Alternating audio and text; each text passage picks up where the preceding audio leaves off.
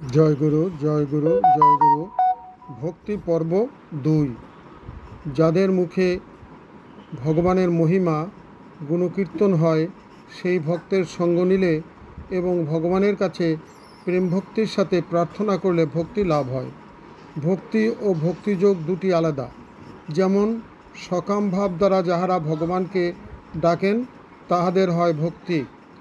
যে সকল ভক্ত নিষ্কামভাবে ভগবানকে ডাকেন তাদের ভক্তি যোগ হয়। ভক্তি হল শরণাগতির অন্তর্গত। 9 প্রকার ভক্তির কথা বলা হয়েছে।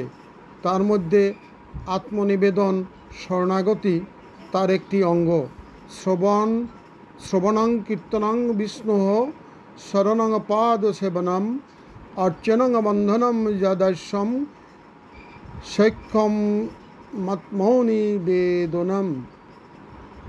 শ্রীমদ্ ভাগবতে বলেছেন, পরমাত্মার প্রতি আকর্ষণই হলো ভক্তি। মানুষের মধ্য থেকে যখন সাংসারিক আকর্ষণ বিদূরিত হয় এবং পরমাত্মার প্রতি আকর্ষণ জাগে তখনই সে সাধনায় নিয়োজিত হয়। পরমাত্মার প্রতি আকর্ষণ ছাড়া সাধন হয় না। ভক্তের একমাত্র ভগবানের শ্রীচরণে ভক্তি থাকতে হইবে, তবেই সাধন ভজন সুদৃঢ় হবে। আসুন আমরা ভগবান শ্রীকৃষ্ণের শ্রীচরণপদ্মে আশ্রয় নিয়ে সাধন ভজনে রত হই। জয় রাধে, জয় রাধে, জয় রাধে।